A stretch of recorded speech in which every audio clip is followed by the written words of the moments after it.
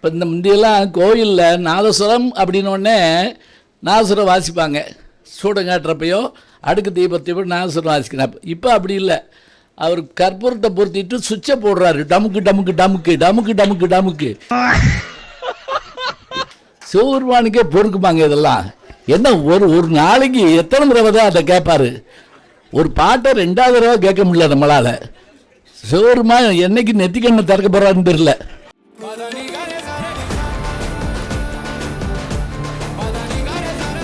First first இன்டர்வியூவில் அப்போ உன்னை கொல்லுவேன் அப்படின்னு சொல்லிச்சு.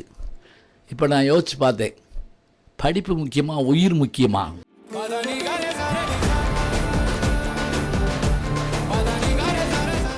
ஊழையுங்கிற நெடியில் குறிலா வாச்சிக்கிட்டேன். ஊழையும் வாச்சல்ல திரும்பி பார்த்துட்டு வந்து ஒரு அறை விட்டாருங்க நடு வகுப்பில். எனக்கு என்ன கோபம்னா கோஎஜுகேஷன். அதில் அந்த வச்சலான்னு ஒரு பிள்ளை சிரிச்சிருச்சுங்க. இன்னைக்கு வரைக்கும் என்னால் மறக்க முடியல.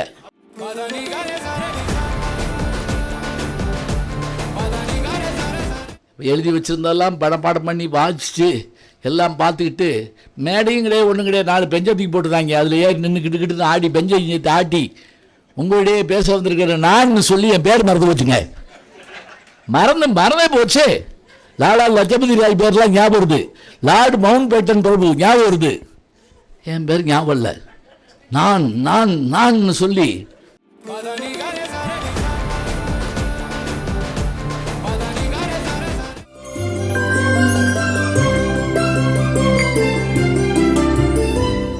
நான் பிறந்தது சோழவன் தான்.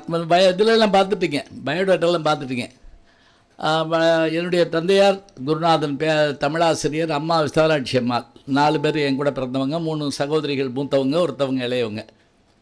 இப்போ நான் படித்த அந்த சின்ன கிராமத்து பள்ளிக்கூடம், முதல்ல நான் சோழவந்தாலில் பள்ளிக்கூடத்தை போகிறப்ப அப்போல்லாம் இப்போ மாதிரி இந்த ப்ரீகேஜி எல்கேஜி யூகேஜி சரியாக சொல்கிறேன்னா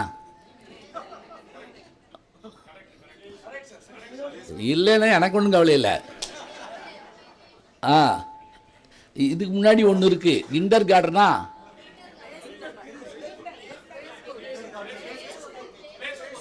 சரி, நீங்கள் சொன்னது அப்படி வச்சுக்கிடுவோம். பூன்னு சொல்லலாம், புய்ப்பம்னு சொல்லலாம், ஐயா சொன்னவரையும் சொல்லலாம் பாயங்கள. அது மாதிரி இது எல்லாத்துக்கும் பணம் கட்டணும், ஞாபகம் வச்சுக்கங்க. இது எல்லாத்துக்கும் பணம் கட்டணும். அதனால் அப்போல்லாம் அப்படி இல்லை. அப்போ என்னென்னா 6 வயசு ஆனால் தான் பள்ளிக்கூடத்தில் சேர்க்க முடியும். இப்போவும் கூட 1ஆம் கிளாஸுக்கு வர்றப்போ 6 வயசு ஆயிருக்கணும். என்னென்னா அதுக்கு முன்னாடி படிக்கணும். அப்போ அவங்களுக்கு தெரிஞ்ச மாதிரி இப்படி கொண்டு காதாய வச்சா பிள்ளைக்கு 6 வயசு ஆயிடுச்சுன்னு அர்த்தம். ஏன்னா ஹெட்மாஸ்டர் என்ன செய்வார்னா டேட் ஆஃப் பர்த் கேட்பார். பல சமயம் அந்த பெற்றோர்களுக்கு சொல்ல தெரியாது. ஏன்னா அப்போ யாரும் முதல் தலைமுறை படிப்பாளியாக இருப்பாங்க. அப்போ பிள்ளையை சேர்க்க வர்றப்ப என்ன டேட் ஆஃப் பர்த்துன்னு சொல்ல தெரியாது. நானே பார்த்துருக்கேன். எப்போயா பிறந்தவன் பிள்ளை ஹெட்மாஸ்டர் கேட்பார். விடாமல் மழை பெஞ்சில் அப்போ பிறந்த பையன். இப்போ நீங்கள் பிரபவ ஆண்டு அந்த ஆண்டு கணக்கு போட்டு பார்த்து அதில் எப்போ மழை பெஞ்சுன்னு கண்டுபிடிக்கணும். இப்போ நீங்கள் திருந்திட்டோம்னா நினைக்காதீங்க. இப்போ கொஞ்சம் மாறி இருக்குது. நான் ஒரு ஸ்கூலுக்கு பேச போயிருந்தேன், அட்மிஷன் நடந்துக்கிட்டு இருக்கு. அது ஹெட்மிஸ்டர்ஸ் கேட்குறாங்க, பிள்ளை எப்போம்மா பிறந்தான்னு. மெட்டிவள்ளி சீரியல் ஆரம்பிச்சப்போ பிறந்த பிள்ளை. இப்போ நீங்கள் என்ன பண்ணுவீங்க? இது எந்த பஞ்சாங்கத்தில் போய் பார்க்குறது? மெட்டிவள்ளி சீரியலை. இது மாறி இருக்கே தவிர அது மாறலை. அப்போ என்ன அப்படின்னா 6 வயசை கண்டுபிடிக்கிறதுக்கு இந்த கை தான் லாயக்காக இருந்தது. என்னை பள்ளிக்கூடத்தில் சேர்த்து விட்டாங்க. அப்படி ஒன்று நான் ஆர்வமாக பள்ளிக்கூடத்துக்கு போகல. ஒரு சின்ன கிறிஸ்தவ பள்ளிக்கூடம், சிஎஸ்ஐ பள்ளிக்கூடம். நான் போகிற நேரம் ஒருத்தர் கோலவரியோடு அடி கொண்டுகிட்டு இருக்காங்க. 2 பக்கமும் சத்தம் ஆகுது. அதில் அந்த ஜீசஸோட படம் வேறு அந்த வாசலில் வச்சுருக்காங்க. நான் பார்த்தோன்னே பள்ளிக்கூடத்துக்கு வராத பையன் போல் இருக்கு. அவரை பார்த்து நம்ம என்ன நினச்சேன்னா அந்த பையனை தான் தொங்க விட்டுருக்காங்க போல் இருக்கு. ஆணியில் அடித்து உள்ளே போடுங்க. எங்கள் அப்பா விட்டுட்டு போயிட்டார். ஒருத்தன் பக்கத்தில் என்ன தெரியுங்களா, காலில் செயின் மாட்டி பெரிய குண்டு வச்சுருந்தாங்க. இதெல்லாம் நம்பவே முடியாது. நடந்து வந்த பதில் முக்கியம். யார் இது ஞாபகம் இருக்கா? ஒரு கட்டை அல்ல ஒரு குண்டு அந்த செயினோட என்ன அவன் ஓடி போயிடுவான். வாத்தியார் தள்ளி விட்டு டீச்சரை தள்ளி விட்டு ஓடிடுவான். அவங்க அப்பா அம்மாவுக்கு பதில் சொல்ல முடியாது. அப்படி தான் வச்சுருப்பாங்க. எங்கள் அம்மா அதுக்குள்ளே பள்ளிக்கூட விட்டுச்சான்னு கேட்டாங்க. போக சொல்லிட்டாங்க, வந்துட்டேன்னு. எங்கள் அப்பா ஸ்கூலுக்கு போயிட்டார், அதனால் ஒன்றும் இல்லை. இப்படி ஒரு வருஷம் தெரிஞ்சேங்க. நான் பாட்டுக்கு போவேன் வந்துடுவேன் பள்ளிக்கூடம் விட்டு. எங்கள் அம்மாவும் செல்ல பிள்ளை, ஒத்த பிள்ளைன்னா 4 பேர் பொம்பளை பிள்ளை வேற ஒன்றும் இல்லை. அதனால் என்னடா இவர் முன்னுக்கு பின் முரணாக பேசினார் அப்படின்னு ஒன்றும் எழுதிப்பாங்க அப்படிலாம். இப்போ நான் இப்படி ஒரு வருஷம் போய் கடைசியில் எங்கள் அப்பாவும் அந்த ஹெட்மாஸ்டர் சந்திச்சிருப்பாங்க போட்டிருக்கு. உங்கள் பையனை சேர்த்து விடலையான்னு. அவருக்கு இடி விழுந்த மாதிரி ஆயிடுச்சு. சேர்த்து விடலையாவா? இவன் என்ன பள்ளிக்கூடத்துக்கு போகிறாளோ இல்லையா? மறுநாள் எங்கள் அப்பாவே என்னை கையை பிடிச்சி கூட்டிக்கிட்டு அப்படி அந்த கடைவீதி வழியாக வர்றோம். வர்றப்ப ஒரு இடத்துல நான் நின்றுக்கிட்டு பள்ளிக்கூடத்துக்கு வரமாட்டேன் அப்படின்னு. திருப்பி சொல்லு அப்படின்னாரு. நான் ஒரு வேளை மழலை ரசித்து கேட்குறாரு போட்டிருக்குன்னு வரமாட்டேன் அப்படின்னு. அங்கனக்குள்ளே ஒரு பூக்கடை சின்னக்கு இருக்குது. ஒரு வாழை நான் மாட்டை எடுத்தாருங்க. அடி எங்கே வரைக்கும், பள்ளிக்கூடம் வரைக்கும் அடி அடித்து அடியில் இன்னைக்கு வரைக்கும் பள்ளிக்கூடம் போகாமல் இருந்ததே கிடையாது.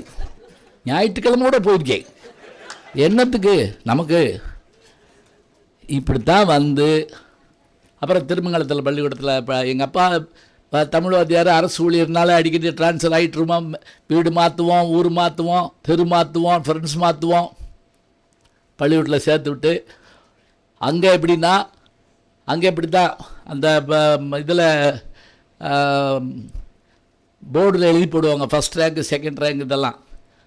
எங்கள் அப்பா ஒவ்வொரு வட்டமும் அந்த போர்டுக்கு வெளியில் வந்து தான் பையன் பேர் இருக்கான்னு பார்ப்பார்.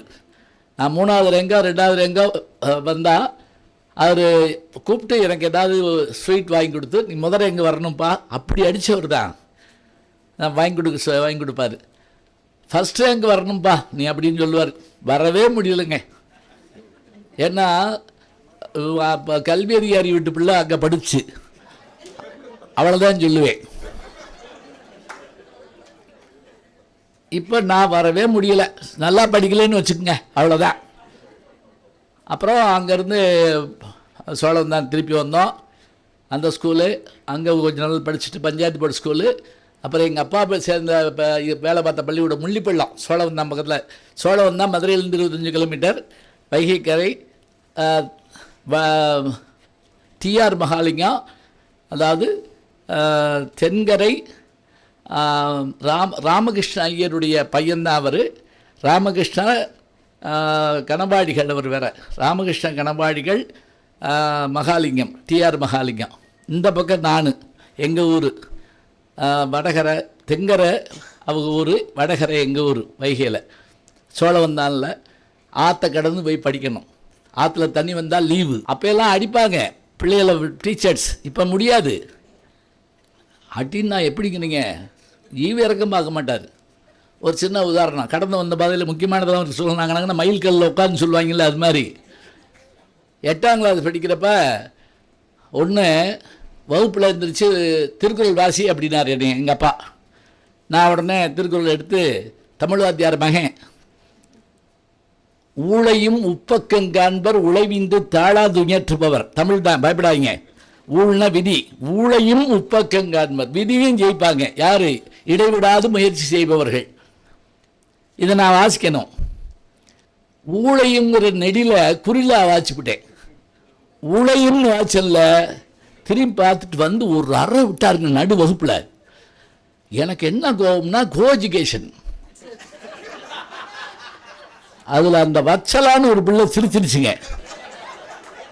இன்னைக்கு வரைக்கும் என்னால் மறக்க முடியல. வச்சலாவே இல்லை. ஆமாம், நீங்கள் ஏதாவது இது வீடியோ வீட்டுக்கு போயிட போது, ஆமாம் ஆட்டோகிராஃப் தான். அரை இப்போ இந்த சீன்லையா அந்த இது வரணும்.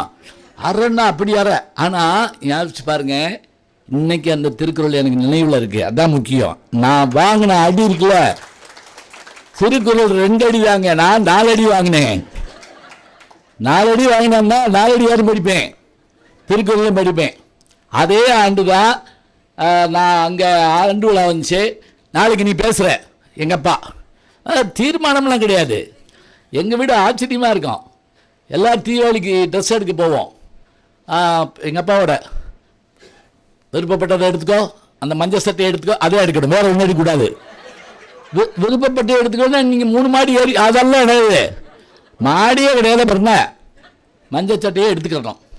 இல்லைன்னா போடுறப்பெல்லாம் அடி விழுகும். அது 10 வருஷம் கழிச்சு கிழிஞ்சால் நான் சொன்ன சட்டையை எடுத்துருந்தா கிழிஞ்சிருக்குமா? என்ன சொல்கிறது? அப்புறம்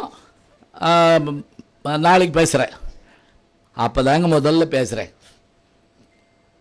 பேசுறதுன்னா என்ன கஷ்டம்னு தெரிஞ்சு வச்சுக்கோங்க. சும்மா எல்லாம் சொன்னீங்க. இப்போ எந்திரிங்கன்னா நெஞ்சு வலி வந்துடும் தெரியுமா? இப்போ சார் சொல்கிறாரு, ஒரு நன்றியோட ஒரு ஆள் சொல்லியிருக்கேன், அவர் படுற பாடு, பெரியவர்களை தாய்மார்களை பெரியவர்களை நன்றி நன்றின்னு யோசிச்சுட்டே அவர் பாடு பேசிக்கிட்டே இருப்பார். அப்படியே நான் மேடைக்கு போனால் எழுதி வச்சுருந்தெல்லாம் பாடம் பண்ணி வாசிச்சு எல்லாம் பார்த்துக்கிட்டு, மேடையும் கிடையாது ஒன்றும் கிடையாது, 4 பெஞ்சத்துக்கு போட்டுருந்தாங்க. அதில் ஏறி நின்றுக்கிட்டு ஆடி பெஞ்சை ஆட்டி உங்களுடைய பேச வந்திருக்கிற நான் சொல்லி என் பேர் மறந்து போச்சுங்க. மறந்தே போச்சு. லாலா லஜபதி ராய் பேர்லாம் ஞாபகம் வருது, லார்டு மவுண்ட் பேட்டன் பிரபு ஞாபகம் வருது, என் பேர் ஞாபகம் இல்லை. நான் சொல்லி கீழே இருந்து ஒருத்தர் இறங்கடா இறங்க அப்படின்னா, அன்னைக்கு வீட்டில் போய் அழுது 1 வாரம் கூட அவன் கூடயும் பேசாமல் போய், இனிமேல் பேச்சு பக்கமாக தலை வச்சு போடக்கூடாது அப்படின்னு சொல்லி, அப்புறம் என்னாச்சு, ஒன்று யோசிச்சு பார்த்து, எது நமக்கு வரலையோ அதை விடக்கூடாது. சைக்கிள் பழகிறப்போ கீழே விழுகாமல் இருப்போமா? வீட்டில் சொல்ல மாட்டோம், அவ்வளோதான். ஏன்னா அதுக்கு மேலே அடிப்பாங்க. அந்த அடியாவது பரவாயில்ல. ஒரு தடவை எங்கள் வீட்டு முன்னாடி இந்த வேப்ப மரத்தில் தொங்கிட்டு ஆடிக்கிட்டு இருந்தாங்க. அப்படி செவத்துலேருந்து ஜம்ப் பண்ணி வேப்ப மரத்தை பிடிச்சி அப்படி தொங்கி ஆடிக்கிட்டு இருந்தேன். பட்டாருன்னு கொப்பு ஒடிஞ்சு கீழே விழுந்தேங்க. எங்கள் அப்பா வேகமாக ஒடியாந்தார், என்னை தூக்க போகிறாராக்குன்னு நினச்ச ஒரு மிதி. ஏண்டா கொப்பு ஒடிச்ச, பிள்ளை விழுந்து கிடக்குறா, ஏண்டா கொப்பு ஒடிச்ச? யோசிச்சு பாருங்க. பாசம் இல்லாத அப்பா எல்லாம் கிடையாது, அதெல்லாம் வேற. ஆனால் எது செய்யக்கூடாது செஞ்சால் அடி வாங்கணும், அது தெரிஞ்சு வச்சுருக்கணும். இன்றைக்கி என்ன, நான் பொம்மை வாங்கி கொடுத்து ஒன்றும் பிக்காமல் இருக்காங்க, பிள்ளைன்னு வருத்தப்பட்டு இருக்காங்க. இதெல்லாம் இன்றைக்கி காலம் ஒழிஞ்சு போச்சா? சரி, இப்போ பேச்சு அப்படியா? இதுக்கு மேலே நான் நீங்கள் கேள்வி கேட்பீங்கன்னு தான் சொல்லிடுறேன். இப்போ எனக்கு பேர் இப்போ ஞானசம்பந்தம் இருக்குல்ல, அதெல்லாம் இல்லை, என் பேர் வேறு பேர். அதுதான் முதல்ல சொல்லியிருக்கணும். கொஞ்சம் பின்னாடி போயிட்டு ஒரு வழி இல்லை. அது எங்கள் அப்பா அங்கே திருமுறை கழகம் நடத்துவார், பன்னீர் திருமுறைகளுக்கான விழா. அதில் இப்போ இதிலேருந்து கன்னியாகுமரியிலேருந்து ஒரு வந்திருந்தார் ஒருத்தர். அவர் யாருன்னா ஆறுமுக நாவலர். பழைய ஆறுமுக நாவலரில் இவர் புதுசு, இந்த நூற்றாண்டில் வாழ்ந்தவர். அவர் யாழ்ப்பாணம் நல்லூர் ஆறுமுக நாவலர். அவர்தான் பைபிளை மொழிபெயர்த்தவர், அவர் தமிழில் மொழிபெயர்த்தவர் அவர் தான். இவர் வேற, இவர் வந்திருந்தார். வந்து அப்படியெல்லாம் சுற்றி வந்த பிறகு கடவுள் வாழ்த்து பாடணும். அந்த பாட வேண்டிய ஓதுவாரை காணோம், பாட்டு வாத்தியாரை காணோம். கூட்டம் ரெடியாக இருக்குது, ஆரம்பிக்கிறாங்கிறாங்க. எங்கள் அப்பா பார்த்தாரு, நீ பாடுறியா என்று கேட்குறாரு. எனக்கு வயசு 3. அப்பா பள்ளியிடம் போகல. பாடுறியா? எனக்கு இந்த மைக்கு பார்த்த உடனே என்னன்னு தெரியல, அப்படி ஒரு ஈர்ப்பு. ஏன்னா இதுதான் பொழப்புன்னு கண்டுபிடிச்சிட்டேன் போட்டுருக்கு அப்போவே. அதை போய் வேகமாக எடுத்து என்ன டக்குன்னு என்ன பண்ணிட்டேன், அந்த அது வேற ஒன்றும் இல்லை, எங்கள் வீட்டுக்கு எங்கள் சகோதரிகளுக்கு தேவாரம் சொல்லி கொடுக்க வாத்தியார் வருவாங்க. அப்போ போகிறப்ப கேட்டு வருவேன். எனக்கு எதுவும் தெரியாது, படிக்க தெரியாது. தோடுடைய செவியன் விட ஏறியோர் தூவன் மதி சூடி, காடுடைய சுடலை பொடிபூசியன் உள்ளம் கவர் கல்வன், ஏழுடைய மலரால் முனி நாட்பணிந்து ஏத்தாறு செய்த பீழுடைய பிரமாபுரம் மேவிய பெம்மானிவனன்றேன்னு திருஞான சம்பந்தருடைய தேவாரத்தை அப்படியே அச்சு பேசாமல் பாடிடுங்க. உடனே எல்லாரும் பாராட்டினாங்க. அந்த இவர் கேட்டார், வந்திருந்த பேர் மடாதிபதி கேட்டார், பையன் பேர் என்ன? எங்கப்பா சொன்னார், எங்களுக்கு குலதெய்வம் அங்காளேஸ்வரி அங்குச்சாமின்னு வச்சுருக்கேன். இதுதாங்க என் சொந்த பேர், அங்குச்சாமி. இது ரகசியம்னால நான் மைக்கேல் சொல்கிறேன். இது யாருக்கும் ஒன்றும் புரியல, சரி பரவாயில்ல விடுங்க. ரொம்ப ஓவராஜாக உட்காந்துருக்கீங்க நீங்கள். கண்டிப்பாக பூரா கடுமையான மீட்டிங்காக வச்சுருப்பார் போல மோகன்தாஸ். அப்படியா? சரி சரி.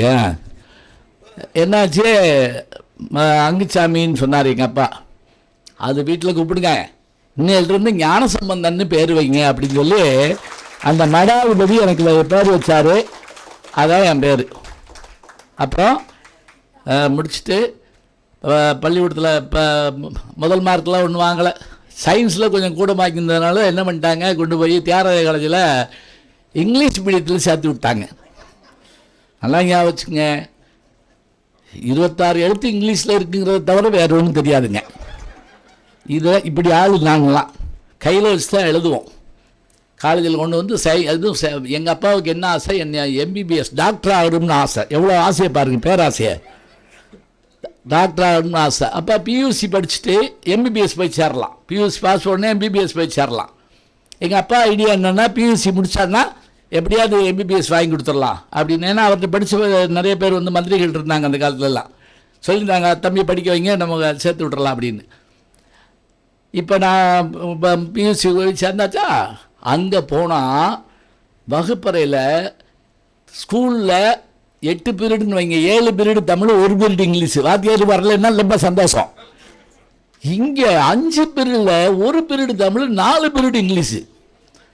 இதில் என்ன ஆச்சுன்னா, நான் ஃபஸ்ட் படிக்கிற காலத்தில் தான் 87, 81, 82 இல்லை 71, 72களில் நான் PUC போகிறப்ப MGR கட்சி ஆரம்பிச்சிட்டார். அந்த நேரத்தில் பாருங்கள் என் வாழ்க்கையில் என்னென்ன இதுகள் வருதுன்னு. ஆரம்பித்தா தினம் தகராறு நடந்துக்கிட்டே இருக்கும். தினம் லீவு, கொண்டு போட சாப்பாட்டை மரத்தட்டில் சாப்பிட்டு நான் பாட்டுக்கு வந்துடுவேன். இப்படியே ஓடி கடைசியில் ரிசல்ட் வந்தால் அப்போல்லாம் அந்த இது வாரியாக போடுவாங்க. இது first part pass, second part pass, 3ஆவது part 4 paper, physics, chemistry, botany, zoology 4 paper. இதில் 3 பாஸுங்க ஏதோ ஒன்றில் ஃபெயிலாக இருந்திருக்கேன். திருப்பி எழுதணும்னா எல்லா பேப்பரும் எழுதணுங்க. 8 பேப்பர் எழுதணும். 4 தியரி, 4 ப்ராக்டிக்கல். இப்போ ஃபிசிக்ஸில் 1 மார்க் போச்சுன்னா கெமிஸ்ட்ரி எழுதணும், பாட்டனி எழுதணும், சுவாலஜி எழுதணும். இப்படி 4 வருஷம் போச்சுங்க. இப்போ எல்லாம் அப்படி இருக்கா? இப்போ எந்த பேப்பர் போகுதோ அது எழுதுனா போதும். இனிமேல் எந்த கொஸ்டின் போச்சோ அது மட்டும் எழுதுனா போதும், வந்தாலும் வந்துடலாம். ஏன் மித்ததெல்லாம் ரைட் தானே? இது கூட நல்ல ஐடியா. என்னங்க ஒன்றுமே இல்லாமல் பாஸ் போட்ட காலமெல்லாம் இல்லையா? All pass. அப்போ 2 தான், ஒன்று இ பாஸு, இன்னொன்று ஆல் பாஸு. அதில் ஜெயிச்சு வந்தோம்ல. இப்போ நான் என்னாச்சு, 8 பேப்பரில் எனக்கு இங்கே போனால் அங்கே போகும், அங்கே போனால் என்னன்னா இங்கிலீஷ் மொழி அறிவு இல்லாததுனால. இப்போ உதாரணமாக இது வச்சுருப்பாங்க, எது இப்போ செம்பருத்தி பூ, பாட்டனி சொல்கிறேன். செம்பருத்தி பூன்னு ஸ்பெசிமன் தெரியுங்க, எழுதணும்ல. ஹைபிஸ்கஸ் ரோசா சைனன்சஸ் எழுதுங்க பார்ப்போம். ஒரு டீச்சர் கேட்டாங்க, எந்த உனக்கு உலகத்திலே பிடிச்ச நாடு எது? சுவிட்சர்லாந்து. ஸ்பெல்லிங் சொல்லு அப்படின்ட்டுருக்கான் அந்த அம்மா. இல்லை கோவா அப்படின்ட்டான். எதுக்கு நமக்கு வந்து சுவிட்சர்லாந்துன்னா எத்தனை செட்டு போடுறது? யார் கண்டா? கரப்பான் பூச்சியை பார்ப்பேங்க, அதுக்கு இங்கிலீஷ் பேர் தெரியாது, காக்ரோச். எத்தனை ஹச்சி போடுறது? ஃபெயிலு. 1 நாள் ஃபெயிலு, 2 நாள். இப்போ உங்கள் வீட்டு ஃபெயிலு, எங்கள் வீட்டு ஃபெயிலு கிடையாது. எல்லாத்துக்கும் எங்கள் அப்பா பொறுமையாக என்னை படிக்க வச்சாருங்க. அதுதான் பெரிய சிறப்பு. யார் என்னை பள்ளிக்கூடத்தில் வாழநாரில் அடித்தார்ல, ஒவ்வொரு வட்டமும் அடுத்த தடவை எழுதுறியா, மேலே எழுதுறியா. அப்புறம் ஒரு நண்பர் சிவகுமார்னு, அவர் பொறியாளராக எங்கள் வீட்டில் குடியிருந்தார். அவர் தான் சொன்னார், அந்த 3rd பார்ட்டை மாத்திரம் மாற்றலாம். என் நண்பர் இருக்கார் யூனிவர்சிட்டியில், போய் பாருங்கள். 3rd பார்ட்டை மாற்றிட்டு 1st 2nd பாஸ் நீங்கள். அப்புறம் எக்கனாமிக்ஸ், ஹிஸ்ட்ரி, சிறப்பு தமிழ். பாருங்கள், தமிழ் அப்படி தான் வருது என் வாழ்க்கையில். அதை இது பண்ணி அதில் பரீட்சை எழுதலான்னு சொல்லிட்டு, அப்போ இடையில நான் கொஞ்ச நாள் நானாக சம்பாதிச்சு தான் சாப்பிடுவேன் அப்படின்னு சொல்லி கோத்தாரி பைட்டோ கெமிக்கல்ஸ் இன்றைக்கி இருக்குது. அதில் வேலைக்கு போய் நான் 5 மைல் போனோம். போய் 8 மணி நேரம் ஷிஃப்ட்டு, 5 ரூபா தான் சம்பளம். சனிக்கிழமை 30 ரூபா கொடுப்பாங்க. எங்கள் அம்மாட்ட நான் கொண்டு வந்து கொடுத்த மொதல் சம்பளம் எங்கள் அம்மாட்ட 30 ரூபா. அதுவும் சாயங்காலம் ஆனால் அந்த சைக்கிள் பஞ்சர் ஆகியே தீரும். அது ஒரு நேர்த்தி கடை. அதை உருட்டிக்கிட்டே வந்து பஞ்சர் பார்க்க காசு இருக்காதுங்க, காத்தடிச்சு அது இறங்குறதுக்குள்ள வீட்டுக்கு வந்துடுவேன். எப்படி பாருங்க இதெல்லாம். இப்போ ஒரு பேப்பர் 2 பேப்பர் இப்படி இல்லை, 4 பேப்பரா, இப்போ 3 பேப்பரை மாற்றியாச்சு. வேறு படித்து வேலைக்கு போயிட்டு படிச்சுக்கிட்டு இருந்தேன். அப்புறம் வேலையில் ஏதோ மாற்றம் ஆச்சு, பரிசை நாள் வந்துருச்சு. கரெக்டாக பங்குனி 31 சித்திரை 1, சித்திரை 1க்கு லீவ் விடுவாங்கள்ல. எங்கள் அம்மாவுக்கு உடம்பு சரியில்லாமல் போச்சு. உடம்பு சரியில்லாமல் போச்சுன்னா இந்த டீஹைட்ரேஷன் ஆகி இதனால் கடுமையான வயிற்றுப்போக்கு காரணமாக டீஹைட்ரேஷன் ஆகி அப்போல்லாம் பெரிய வைத்தியம் கிடையாது. ராத்திரி பகலாக இப்போ வண்டியை மாட்டு வச்சு ஓட்டி போட்டு பார்த்துக்கிட்டு இருக்கோம். 2 பேப்பர் எழுதிட்டாங்க, 1 பேப்பருக்கு லீவ் விட்டாங்க இந்த சித்திரை திருவிழாக்கு. மறுநாள் அம்மா இறந்து போயிட்டாங்க. இறந்து போயிட்டாங்கன்னா என்ன செய்கிறதுன்னு ஒன்றும் தெரில. இப்போ நான் போய் மறுநாள் அந்த நெருப்பெல்லாம் வச்சுட்டு வந்துட்டோம். மத்தியானம் பரீட்சை, மதுரையில் வந்து எழுதணும். குடும்பமும் தெருவும் சொந்தக்காரங்களும் எதுக்குறாங்க, தீ வச்ச காலோட வெளியே போகக்கூடாதுன்னு.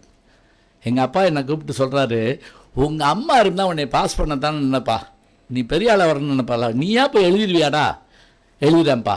மொட்டை போட்ட தலையோட சும்மா ஒரு வேட்டியும் சட்டையும் போட்டுக்கிட்டு யாரும் கூட வர மாட்டேட்டாங்க. கோபத்தில் சொன்னபடி கேட்க மாட்டாங்க, அப்படி வாங்கணும் அப்படின்னு சொல்லிக்கிட்டு கேட்டு நான் போய் அங்கே போனால் அந்த சனி ஞாயிறில் நம்பரை மாற்றி போட்டுருவாங்க. எப்போ ஹால் மாறும், ஹாலில் மாற்றி நான் அதை கண்டுபிடிச்சி எழுத போகிறேன். கை நடுங்குது. நேற்று நேரம் அம்மாவுக்கு கொல்லி வச்சோம் இல்லையா, கை நடுங்குது.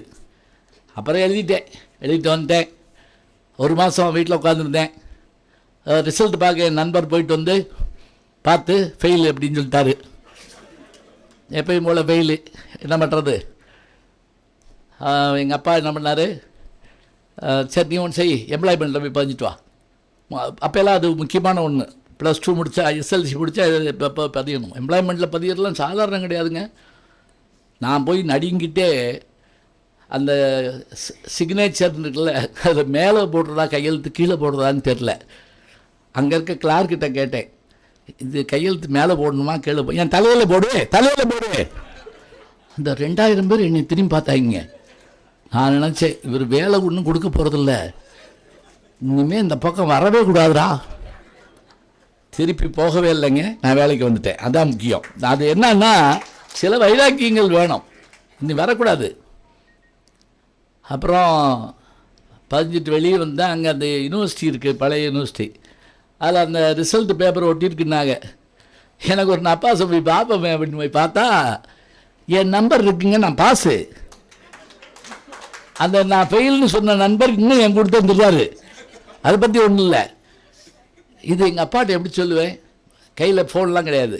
அப்புறம் எங்கள் அப்பாட்ட சாயங்காலமாக போய் நைட்டு 8 மணிக்கு எங்கள் அப்பாட்ட நான் பாஸு பண்ணேன். அடுத்த வாரத்தை நீ மேலே படிக்கிறியான்னு கேட்குறாரு.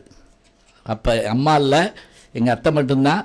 நாங்களே சமையல் பண்ணுவோம். நான் குக்கு வித் கோமாளியில் இருந்தால் கைதட்டுறீங்களே, எனக்கு நல்லா சமைக்க தெரியும் தெரியுமா உங்களுக்கு. நானும் எங்கள் அப்பாவும் அவ்வளோ நல்லா சமைப்போம், தெருவே பார்த்து ஆச்சரியப்படும். இப்போ என்னை திருப்பி கொண்டு காலேஜில் சேர்க்க போகிறாரு. போகிறப்போ ஒரு கோயில் மாட்டை அப்படி கொடுக்க வருது. ஒரு அம்மா, போப்பா ஒன்றும் இல்லை போ. எங்கள் அப்பா என் கையை பிடிச்சி சொல்கிறார், சகுனம் நல்லா இருக்குடா. அந்த அம்மா அதை சொல்லுது, நம்மளை போப்பாங்குது. நம்ம மூட நம்பிக்கை அப்படி இப்படின்னு சொல்கிறோம்ங்க. எனக்கு தான் தெரியும் நான் என்ன பாடுபட்டேன்னு, எங்கள் அப்பாவுக்கு தான் தெரியும் எங்கள் அப்பா என்ன பாடுபட்டார்னு. எங்களுக்கு அது ஒரு நம்பிக்கைங்க. அதை போய் மூட நம்பிக்கைன்னு சொன்னீங்கன்னா என்ன ஆகும், மாடி குறுக்கு வச்சா ஒரு பாசாய். அப்படி இல்லை, நாங்கள் அப்படியே வெந்து நொந்து வந்திருக்கோம்.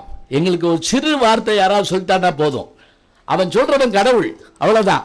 வர்றது சாமி நாடு, அவ்வளோதான். அது நன்மையில் சிவபெருமானம் அந்த மாதிரி எங்களுக்கு. போயிட்டோம். போய் காலேஜில் சேர்த்து விட்டாச்சு. பிஏ போய் 3 வருஷம் படித்து அப்புறம் MA யூனிவர்சிட்டியில் இது தியாகராஜாலே படித்தேன். நான் பாருங்கள், நான் படித்தா அதே PUC படித்த தியாகராஜாலே படிக்க போகிறேன். என் கிளாஸ்மேட்டு MA செகண்ட் இயர் படிக்கிறாங்க, நான் ஃபஸ்ட் இயர் BA போய் படிக்க போகிறேன். எப்படி இருக்கு பாருங்க, 4 வருஷம் வித்தியாசத்தில் நான் ஓடணும்.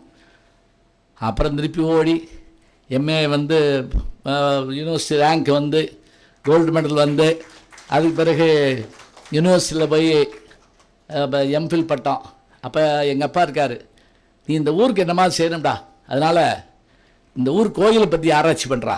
அந்த கோயில் வந்து ஜனகமாரியம்மன் கோயில், அதை ஆராய்ச்சி பண்ணி தான் நான் பட்டம் வாங்கி எம்பிள் பட்டம் வாங்கினேன். அப்புறம் நீ இந்த ஊருக்கு ஏதாவது செய்யணும்டா, பிஹெச்டி பட்டம் வாங்கணும், ஜேஆர்எஃப் எழுதணும், ஜூனியர் ரிசர்ச் ஃபெலோ எழுதுனா ஸ்காலர்ஷிப் வந்து வாத்தியார் காட்டிலும் சம்பளம் கூட வரும். நான் பாஸ் பண்ணேன், அதில் பாஸ் பண்ணேன். அப்போ என்ன ஆராய்ச்சி பண்ணலாம்ன்றப்ப சோழவந்தானில் அரசன் சண்முகனார்னு ஒரு புலவர் இருந்தார். அவர் யாருன்னு சிம்பிளாக சொல்கிறேன், வஉசிக்கு தொல்காப்பியம் சொல்லிக் கொடுத்தவர், பண்டிதமணி கதிரேசன் செட்டியாருக்கு தமிழ் சொல்லிக் கொடுத்தவர். அவர் ரிசைன் பண்ண இடத்துல தான் பாரதியார் வேலைக்கு வர்றாரு. ஞாபகம் வச்சுக்கோங்க, அவ்வளோதான். அவர் வேலையை ரிசைன் பண்ண இடத்துல பாரதியார் வேலைக்கு வர்றாரு. அவரை பற்றி ஆராய்ச்சி பண்ண ஆள் இல்லாமல் இருந்துச்சு. நான் 5 வருஷம் அவருடைய ஏன்னா அவருக்கு வாரிசு இல்லை, புத்தகம்லாம் தேடி எடுத்து எங்கள் அப்பா இருக்கப்ப இது பண்ணார். பிறகு நான் வேலைக்கு தான் போய் சேர போகிறேன், இது பிஹெச்டி தான் போய் சேர போகிறேன், வேலைக்கு இல்லை, பிஹெச்டி தான் போய் சேர போகிறேன். நாடகம் போடுவேன், இப்போ நிறைய நாடகம் போடுவேன், கையெழுத்து பத்திரிக்கை நடத்துவேன், எல்லாம் செஞ்சுக்கிட்டே இருப்பேன். ஒரு நாள் நாடகம் போடுறதுக்கு ட்ரெஸ் எடுக்கிறதுக்காக வீட்டுக்கு வர்றேன். வீடு நிறைய ஆளாக இருந்தாங்க. எங்கள் அப்பாவுக்கு உடம்பு முடியல நினச்சா பூரா சொந்தக்காரங்க சிரிச்சுக்கிட்டே வெளியே வர்றாங்க. எங்கள் அப்பா சொன்னார், உனக்கு பொண்ணு பார்த்தாச்சு, கல்யாணம் நிச்சயம் பண்ண போகிறோம் அப்படின்னாரு. எப்படி எங்கள் கல்யாணத்தை பாருங்கள். இப்போ கூட ஹிந்து பத்திரிக்கையில் காதலர் தினத்துக்கு எங்களை பேட்டி எடுத்தாங்க. உங்கள் காதலியை நீங்கள் காதலியை நான் முதல்ல செஞ்சேனா, ஏம்மா எங்கள் அப்பா பொண்ணு பார்த்து வந்தாருமா, நம்ம கல்யாணம் பண்ணேம்மா, அவ்வளோதான். நீங்கள் பார்க்கவே இல்லையாடு? பார்க்கவே இல்லையா? பார்த்தேன், அது எங்கள் அப்பா சொல்லித்தான் நான் பார்த்தேன்.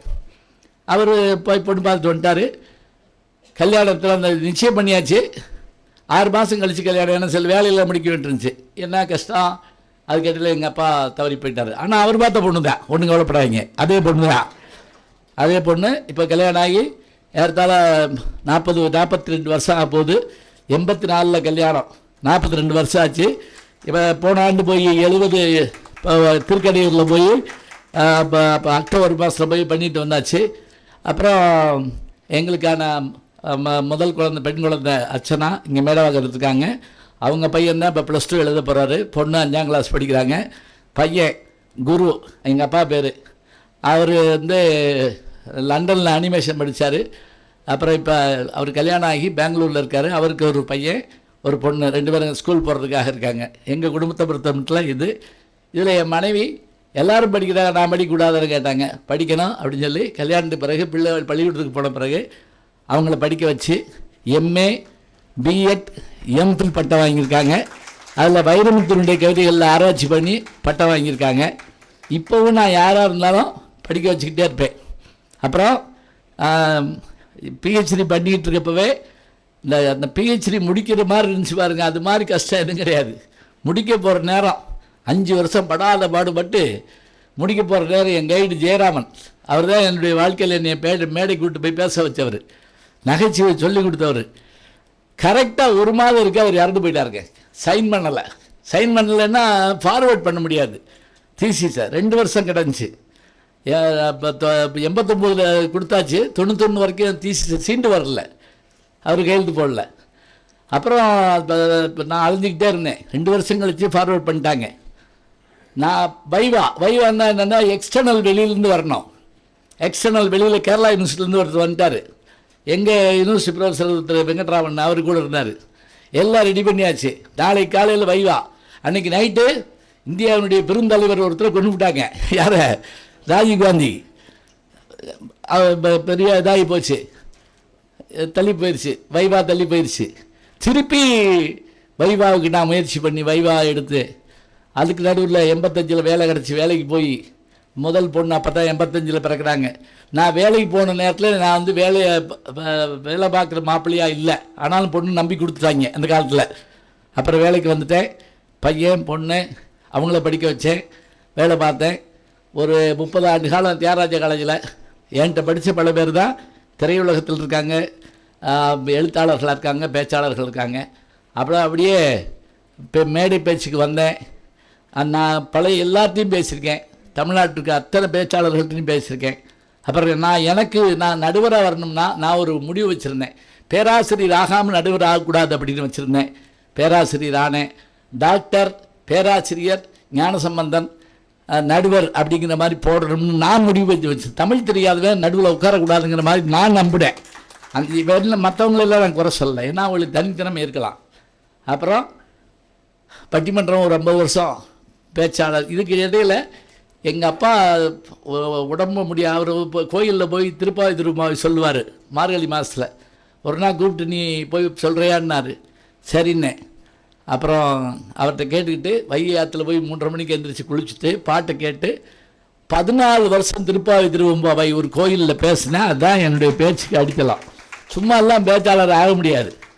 இப்போ நீங்கள் திருப்பாவையில் 6வது பாட்டு என்ன சொல்லு அப்படின்னா புல்லும் சிலம்பலைகான் புல்லறையன் கோவிலில் வெள்ளை விழி செங்கன் பேரரவம் சொல்லிடுவேன். 25வது பாட்டு என்ன ஒருத்தி மகனாய் பிறந்து ஒரு இரவில் ஒருத்தி மகனாய் தறிக்கு வளர்ந்து சொல்லிடுவேன். திருவம்பாவை கேட்டால் சொல்லிடுவேன். இப்போ இந்த அடிப்படையெல்லாம் எனக்கு கிடைச்சது. எல்லாத்துக்கும் மேலே என்னுடைய தந்தையாருடைய மரணம் என்னை எப்படி பாதிச்சது அப்படின்னு கேட்டால், அவர் எல்லாம் செஞ்சு வச்சிட்டாரு. ஆனால் அவருடைய உடல்நலம் பாதிக்கப்பட்ட போது திருமணத்துக்கு முன்பாகவே அவர் தவறிட்டார். 83 தவறிட்டார். அவர் உடம்புக்கு நான் சிறைக்கு தீ வைக்கிறப்ப கொஞ்சம் உடம்பு கை காலெலாம் கொஞ்சம் நடுங்கி போச்சு எனக்கு, அம்மாவை மாதிரியே. என்ன காரணம்னா, மிகச்சிறந்த கல்வியாளர் எங்கள் அப்பா.